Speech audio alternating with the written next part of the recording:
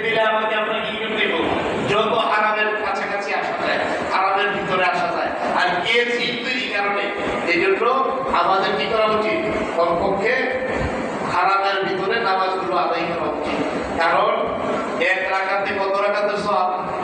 1 লক্ষ রাকাতের সওয়াব, 1 লক্ষ রাকাতের সওয়াব। আবার ওই কাজটা কেউ করেন না। এর আগেও রমজানের এই কথা বলছিলাম যে আপনি ওই যে জীবনের মুক্তি কাজা হয়েছে, আপনি একত্র বইরা মনে করবেন যে 1 লক্ষ রক্ত নামাজ আমার হয়ে গেছে। এরকম করা যাবে? ওই যেটা আপনি মনে করলো এটা কি হবে না।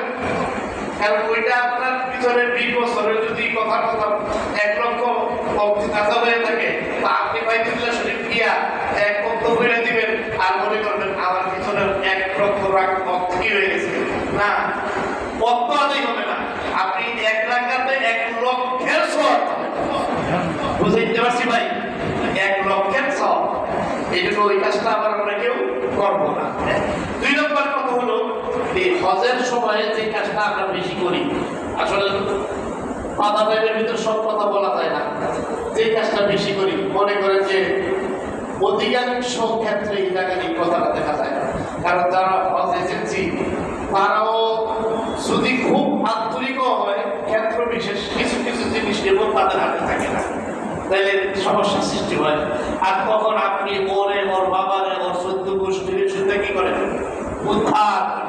তো আপনি এই অবস্থায় হজের সফরে যান, যদি কারণ ওইখানে আপনি যত গালাগালি করেন, এইখানে মোবাইলের আপনার খাইতে ভালো এই করবো সেই করবো, কি বলেন?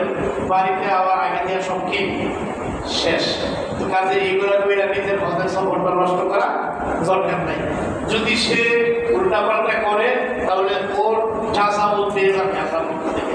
আর অবশ্যই যাওয়ার আগে আমাদেরকে একটু যাচাই বাছাই করা দরকার যে যে এজেন্সিতে যাচ্ছি ওর ওয়াদা কতটুকু ঠিক।